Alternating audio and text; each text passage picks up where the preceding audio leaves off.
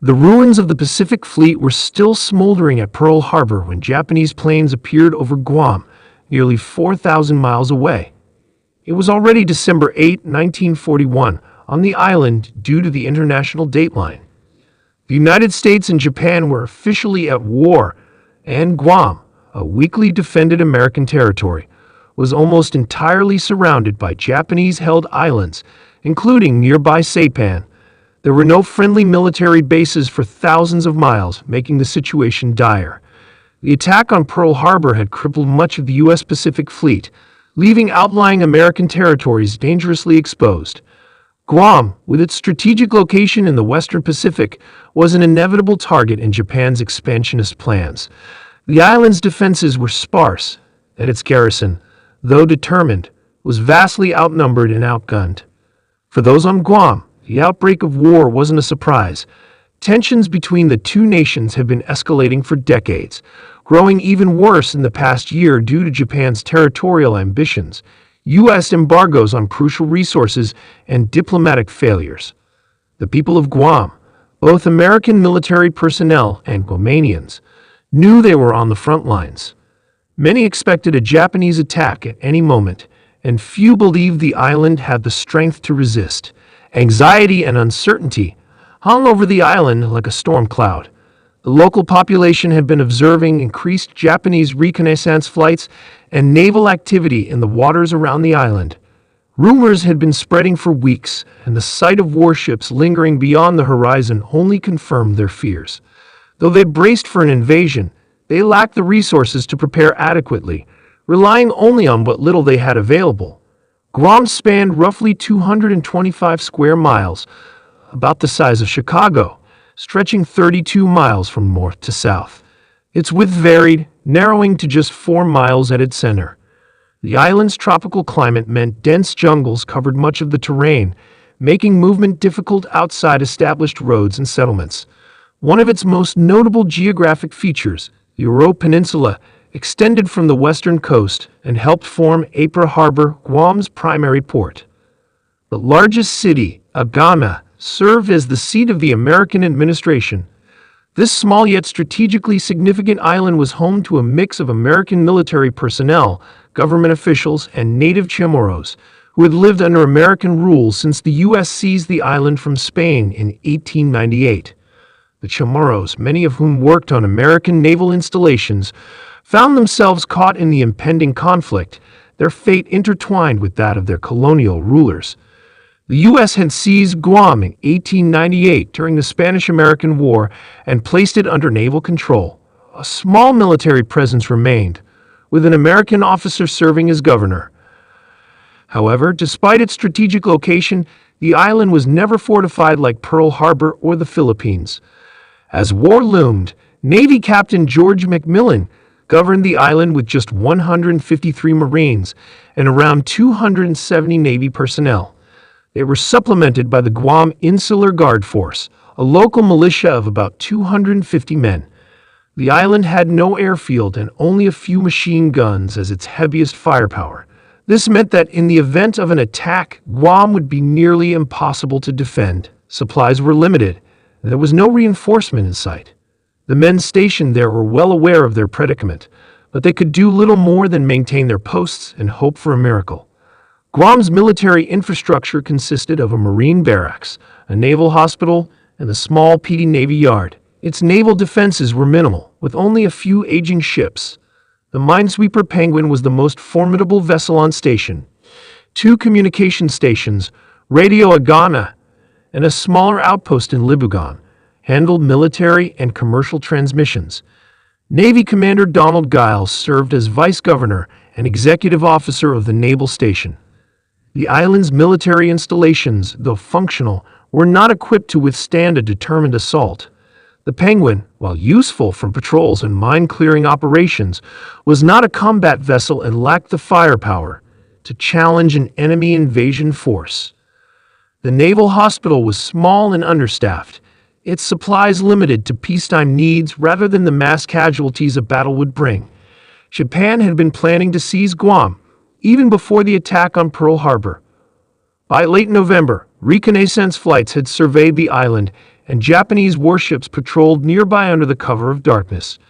Once news of the Pearl Harbor assault was confirmed, bombers from Saipan would strike Guam, paving the way for a full invasion on December 10. The Japanese strategy was meticulous. The fall of Guam was part of a larger campaign to seize key territories across the Pacific, securing vital supply routes and eliminating American strongholds before reinforcements could arrive. The forces gathered for the attack were well-trained and well-equipped, confident in their ability to overwhelm the small garrison on the island. The morning of December 8 began quietly. The Penguin, having just returned from its night patrol, anchored in Ypres Harbor. Its 3-inch deck gun was the most powerful weapon on the island. Crew member Edward Hale recalled that some men had gone ashore for supplies after breakfast. At the time, Lieutenant James Haviland, the Penguin's commander, remained unaware of the events unfolding in Hawaii. The sailors and Marines on the island went about their usual routines, some writing letters home, others tending to their daily duties, unaware that their world was about to be turned upside down. The peaceful morning air, thick with humidity and the scent of the sea, gave no indication of the chaos that was soon to descend upon them. Elsewhere, preparations were underway for the arrival of the Philippine Clipper, a Pan-American passenger flying boat. It had departed California and was making its way across the Pacific, stopping at Wake Island before heading to Guam. The passengers and crew expected to stay overnight before continuing to Manila the next day. Civilian operations continued as though war was still a distant threat. The Philippine Clipper, a symbol of trans-Pacific aviation, was part of a world that seemed to be slipping away, soon to be replaced by an era of destruction and conflict. The crew and passengers were unaware that they were flying into a battlefield, their journey soon to be cut short by the reality of war. At 5:45 a.m., the naval radio station intercepted a chilling message from Admiral Thomas Hart in the Philippines. Japan started hostilities. Govern yourselves accordingly. The news spread quickly. A messenger delivered it to Governor McMillin, who immediately contacted Commander Giles. Giles alerted the naval hospital before rushing to the government house in Nagana, where McMillin was already meeting with officers. The sudden attack had caught them off guard. Although they had anticipated war, they hadn't expected Japan to strike so decisively. Reflecting on that moment, Giles later wrote that they still saw war as a gentleman's game and hadn't yet realized the brutal new reality they were facing. In that instant, everything changed. The sense of security that had once existed, however fragile, was gone. The people of Guam, both military and civilian, understood that their island was now a battlefield and their survival depended on the decisions made in the hours ahead. Come at any moment. They were painfully aware that their island was not equipped to mount a meaningful defense. The American military presence was minimal, and while the local Insular Guard force had the courage and determination to fight, they lacked the weapons and training to stand against a full-scale Japanese invasion. Despite these limitations, they had no intention of surrendering without a fight. As soon as the news of war reached the island, emergency measures were put into motion. Civilians were quickly evacuated from Nagana, the island's largest settlement, and moved away from potential military targets. This had been part of a prearranged plan, recognizing that the island's limited defenses would make it difficult to protect non-combatants in the event of an assault. Every effort was made to move women and children to safer locations, though in truth, there were few places on the island truly beyond the reach of danger. One of the first decisive actions taken was the immediate arrest and detention of all Japanese nationals living on the island. Authorities feared that some might act as spies or saboteurs, providing intelligence or disrupting defensive efforts ahead of an invasion. A strict blackout order was also enforced, plunging the island into darkness to make it more difficult for enemy aircraft and ships to locate key installations. Businesses were shuttered, schools and churches closed their doors, and any sense of normalcy vanished. Even the Pan Am Clipper, a large passenger seaplane scheduled to land on Guam, was recalled to avoid being caught in the escalating conflict. Pan Am employees, along with civilian construction workers, fled south, seeking refuge in the rugged terrain of Mount Almagosa. They knew that remaining in Nagana or near the island's military facilities could be fatal. At 7:30 a.m., an ominous and unexplained development added to the growing tension. The island's telephone lines were suddenly cut, and switchboard operators abandoned their posts.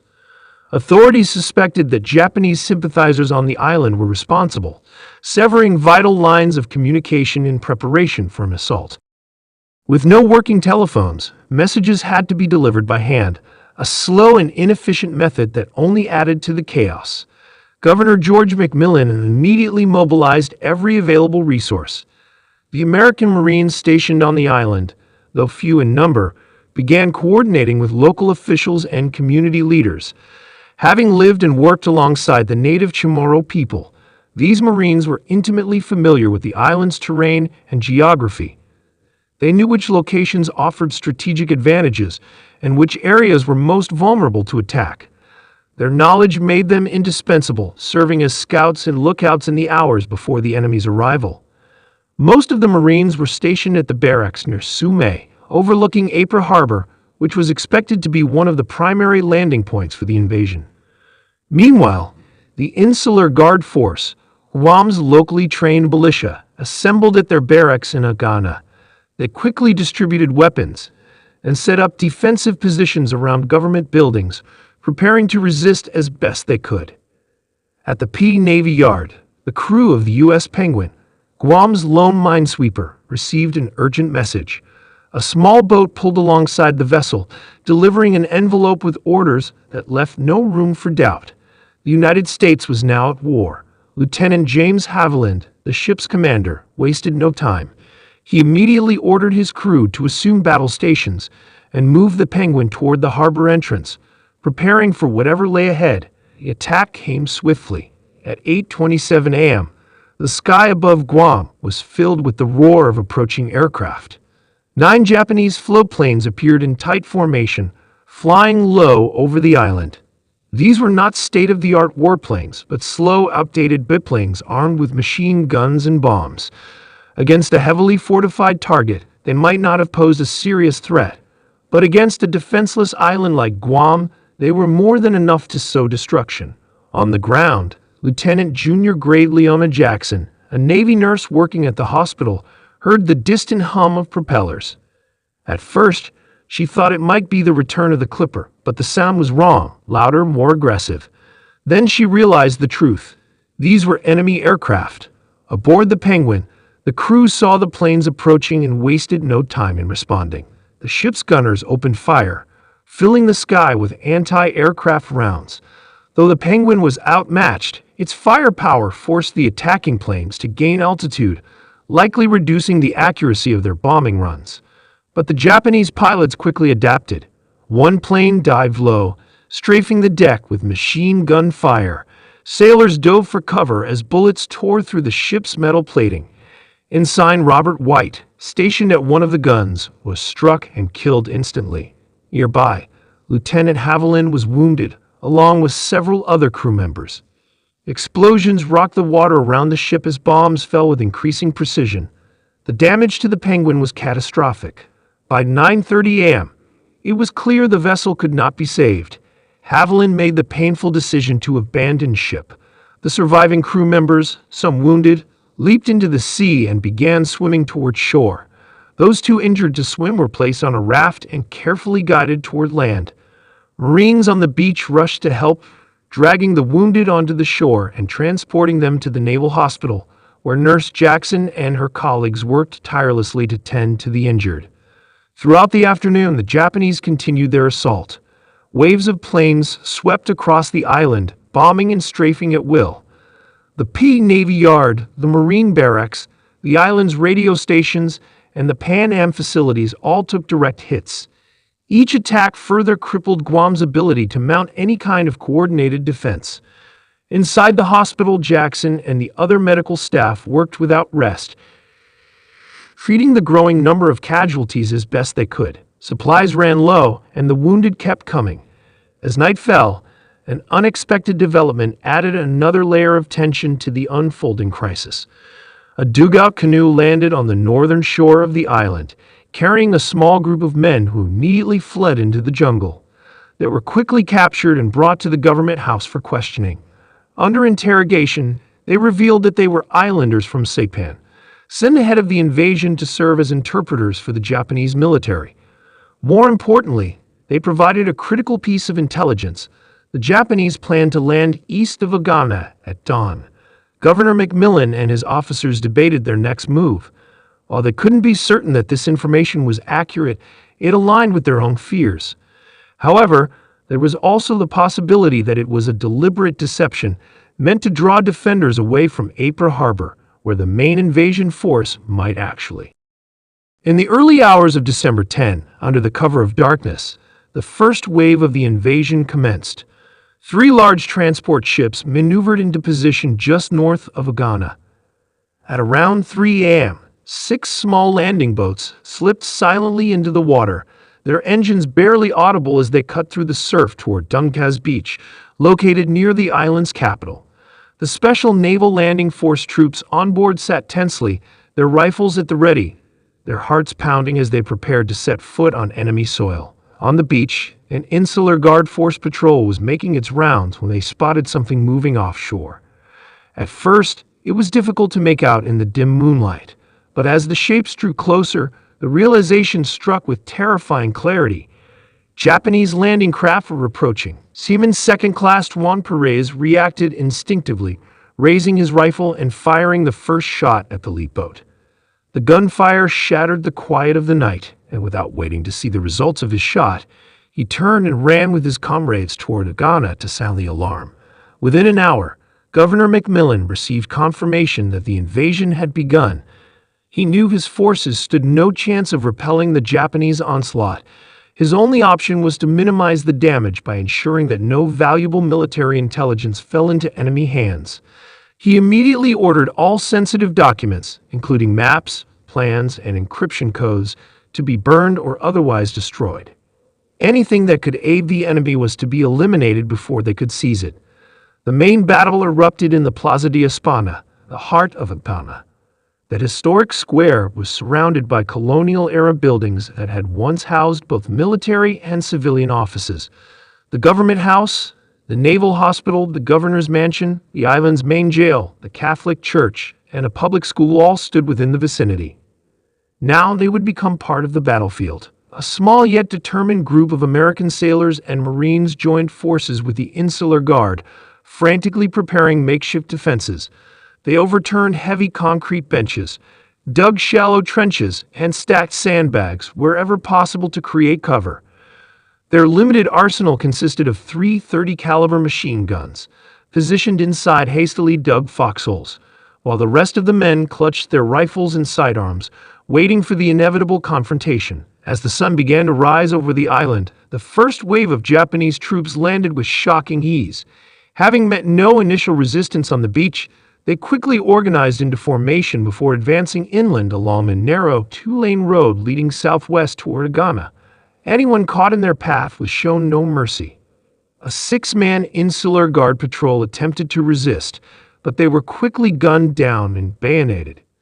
Civilians who attempted to flee the city were also targeted. Some were executed on the spot, while others were left wounded, bleeding on the roadside. 2 American sailors, who had been caught sneaking away to visit their girlfriends, were captured and taken prisoner. They would become the first of many. Meanwhile, additional waves of Japanese troops landed at separate locations across the island. 1 battalion of Army soldiers waited ashore at Tumen Bay, just northeast of Dunkaz Beach. A 3rd force had originally planned to land near the Orote Peninsula on the southwestern coast, but soon realized the terrain was unsuitable for advancing northward. They quickly revised their plans and came ashore further up the coastline.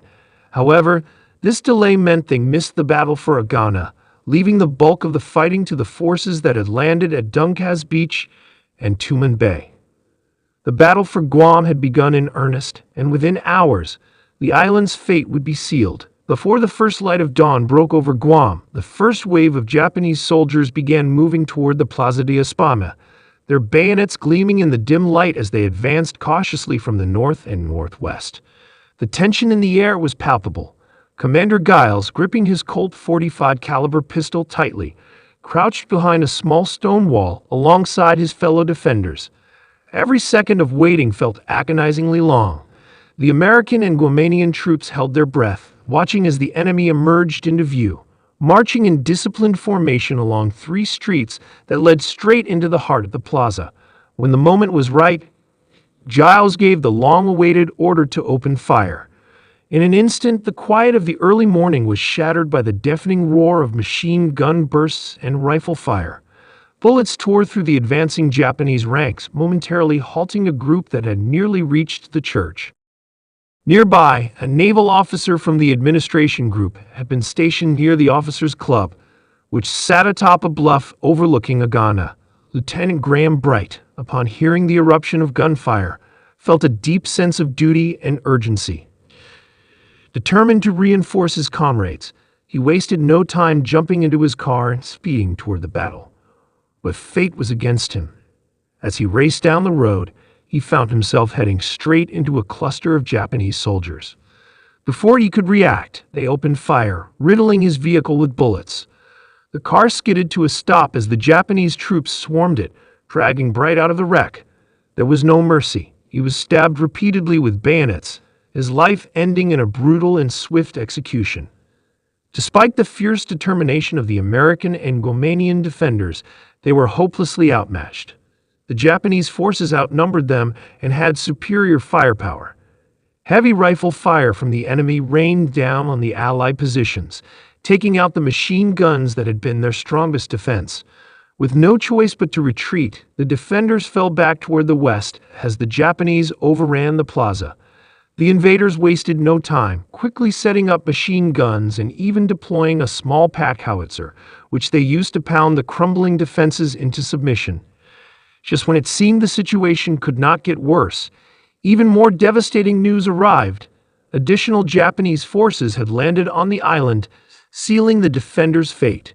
Inside the government house, Governor McMillin remained at his command post, fully aware that the battle was slipping from their control. In his later accounts, he described how the defenders had fought with everything they had, but the overwhelming odds had pushed them to their absolute limit. When Commander Giles arrived, bringing confirmation that the enemy landings were extensive, McMillin had no choice but to make the hardest decision of his life: surrender. The order was issued at approximately 5:45 a.m. Giles, understanding the significance of the moment, carefully approached his parked Chevrolet, ensuring that he did not make himself an easy target. With deliberate caution, he opened the car door and pressed down on the horn 3 times. This was not a prearranged signal, but the meaning was instantly clear to both sides. A strange silence fell over the battlefield. Then, from the Japanese lines, a voice called out in broken English, "Send over your captain." Giles, sensing the gravity of the situation, turned his Naval Academy ring inwards so it would not be noticed. Alongside Chief Boatswain's mate Robert Lane, he stepped forward toward the enemy, knowing they were walking into the unknown. The Americans were quickly taken under guard and escorted to the landing site, where they encountered a Japanese officer named Hayashi. He spoke no English, making communication nearly impossible. Without an interpreter, they were forced to rely on hand signals, but the message was soon clear. The Japanese wanted to meet with the highest-ranking American official on the island. Back at the plaza, the remaining defenders were left with no choice but to lay down their arms. One by one, they raised their hands in surrender, becoming some of the first prisoners of the Pacific War. By the time Giles and Lane reached Governor McMillin in Agana, he had already accepted his fate. Later, he would recall how, just 20 minutes after the ceasefire, he was taken prisoner in the reception room of his quarters. The Japanese soldiers stripped him of his jacket and trousers before marching him to the plaza, where officers and enlisted men were being gathered under the watchful eyes of enemy machine gunners. The atmosphere was thick with tension as the prisoners awaited their uncertain future. The language barrier remained a major obstacle until the Japanese forces discovered that several Japanese citizens had been held in a nearby jail. One of them was promptly released and ordered to act as an interpreter. Through this newfound communication channel, a surrender document was quickly drafted. An American yeoman, under Japanese direction, typed a short letter outlining 3 key sections. With no other option, Captain McMillin signed it, formally surrendering the island to the Japanese Empire.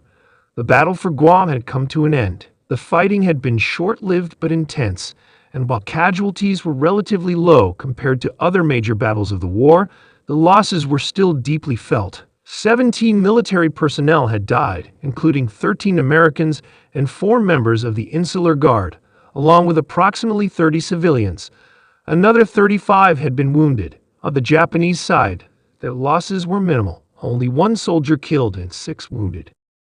As the news of Guam's surrender spread, it became clear that this was the first American territory to officially fall to Japan.